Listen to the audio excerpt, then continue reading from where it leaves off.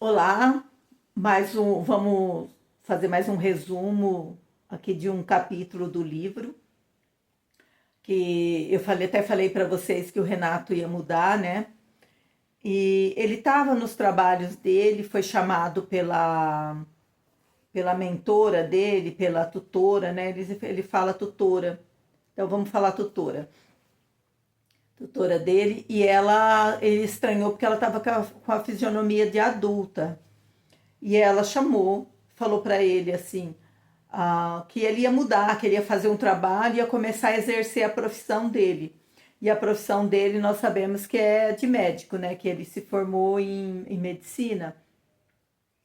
Só que ele não entendeu muito bem como faria isso.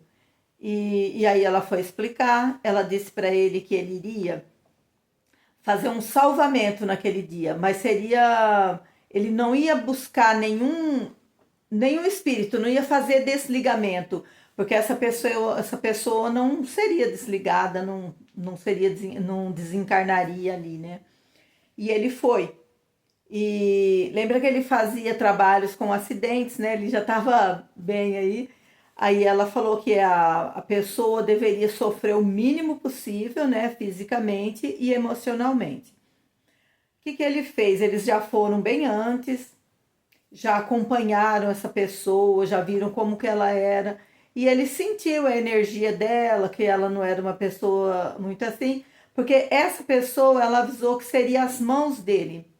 Porque ele, como desencarnado, ele tem todos os poderes, mas ele precisava de alguém que as pessoas pudessem ver. Porque se eu falar para vocês que um irmão desencarnado vai fazer um atendimento para vocês, que vocês vão sentir? Vocês vão ficar com medo. Primeira coisa que vocês vão sentir vai ser medo. Mas se eu falar para vocês, olha, eu vou aplicar um passe em vocês, em você. Aí você não vai sentir medo, porque você me conhece, está me vendo aqui, né? Olha, cabeça, tronco, membros aqui, normal. Você não sente medo. Então é por isso que os espíritos precisam da gente. E eles precisam de algumas doações, né, da nossa energia física mais densa, por causa das pessoas. Aí o Renato veio, achou que não seria uma coisa tão difícil, né, porque ele viu a personalidade da pessoa, tudo. E bom, se encaminharam para o local do acidente. Quando chegou lá, eles fizeram todo o trabalho deles, da forma que deveria fazer, e foi acompanhando a recuperação dessa pessoa, dessa mulher. A recuperação física dela, emocional, mental. Ele às vezes via, ela sentia a presença dele, tudo, e foi passando o tempo. E ele falou, mas quando eu vou trabalhar? E isso passou muitos anos. Não passou assim dias, semanas, meses, passaram anos. E ele sempre assim, chateado com aquele trabalho, que ele achava que não estava fazendo a contento, mas era daquela forma mesmo. Porque uma pessoa como a gente aqui, não é assim tão rápido, tão fácil. Pode ser que tenha pessoas assim que já nascem prontas e já comecem a trabalhar. Porém, as pessoas têm os problemas delas, né?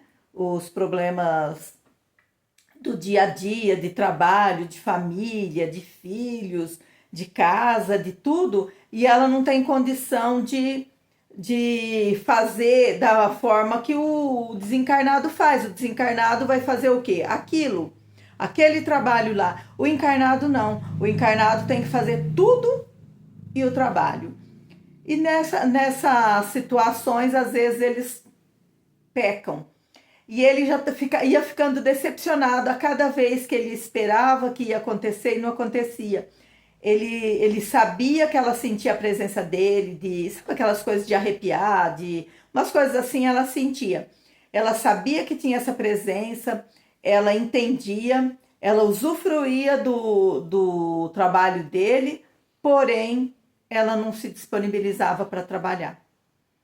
E esses trabalhos aí, vocês sabem, eu já falei para vocês sobre magnetismo, né?